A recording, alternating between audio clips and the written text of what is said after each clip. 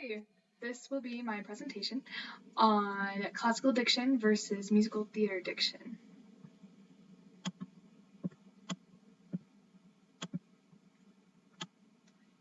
Okay, so classical diction versus musical theater diction.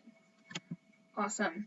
So I went through and I IPA'd Defying Gravity from Wicked, a super popular musical, I'm sure you've heard it. So with Defying Gravity, some of the main differences between classical diction would be very, very belty song. And also the reason I wanted to do something like this instead of a teaching project is because I plan to go into music therapy, and I won't really use classical singing that much unless a client really likes it.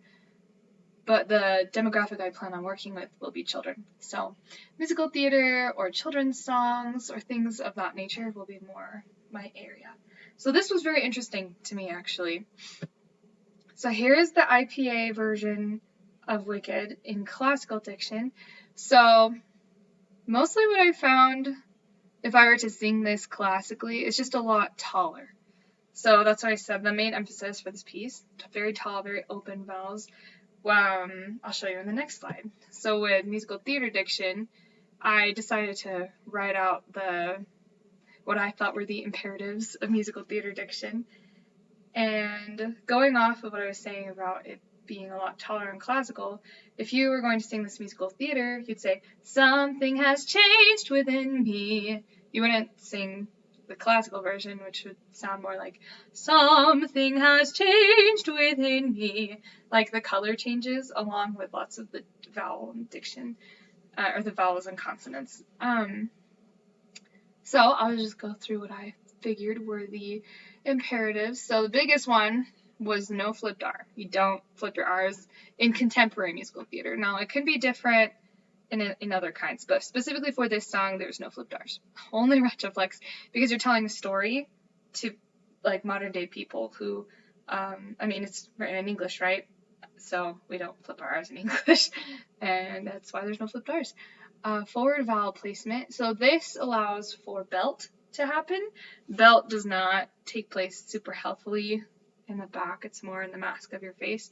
And so if you have forward vowels, it's going to push the sound forward. Like, for example, for, that word can be sung a lot higher in a belt voice if you push it forward with an oo vowel instead of an o directly. So for instead of for. So it's just a little bit different.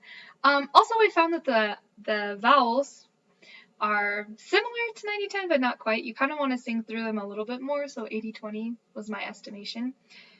Still power in the consonants, very clear. They're what tell you what words you're singing, so very important. And then text stress is definitely not as much on the agogic side or any kind of. It just sounds like a recit the whole time, basically. I mean, I know that even if you're singing a note that's too high or too low, you can even just speak it, and it's okay. So those are the 4 imperatives, I believe. So, yeah, like I said, they're a lot more similar than I thought. Just, it makes sense, I guess, because you have to project just as much in musical theater. The different placement, I thought, was the biggest difference, just moving from classical in the back to musical theater up here. Both sets of diction are extremely applicable and appropriate for each style of singing to take the strain off of the voice, which is super helpful, a wonderful thing. And that is it. Thank you.